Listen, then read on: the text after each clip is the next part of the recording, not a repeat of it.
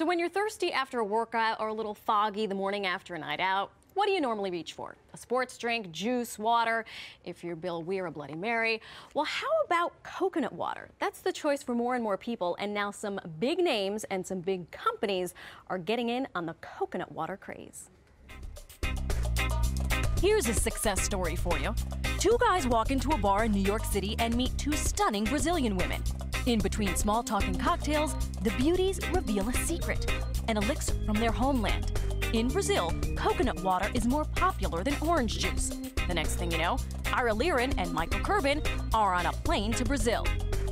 Today, they're the owners of Vita Coco, one of the world's biggest coconut water companies. It's big business. The nectar from this nut now pulls in some $50 million in the U.S. alone. That's right.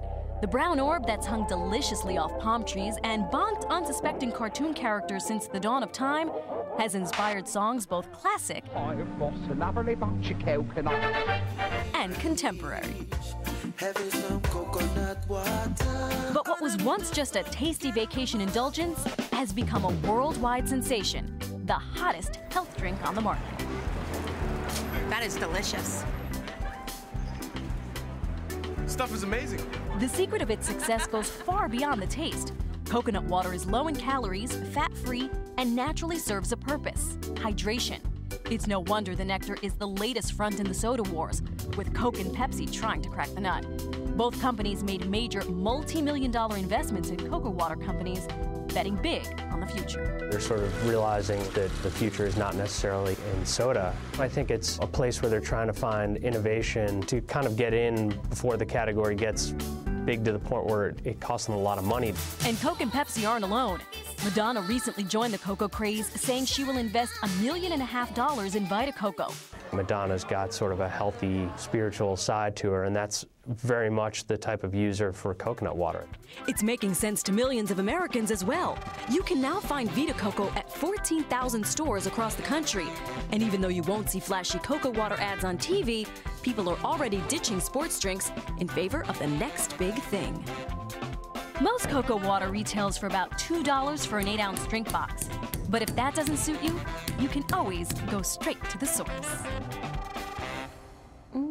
Delicious. And joining us right now to tell us all the nutritional values of coconut water, Carrie Glassman, nutritionist and author of the O2 Diet. Thank you so much for joining us. So, is this hype? Tell us the real deal behind coconut water. You never know about foods that have been around or beverages that have been around for centuries, why all of a sudden they become all the rage. But coconut water is all the rage right now. And is it worthy of all of the praise? And can it cure everything that it says it's touted on the internet? Maybe, maybe not. However, it's definitely worthy of some praise. A lot of athletes are very concerned with replenishing electrolytes, and that's what this is supposed to do. What about people that aren't running 10 miles a day? Is this something they should reach for, or should they drink just plain old water?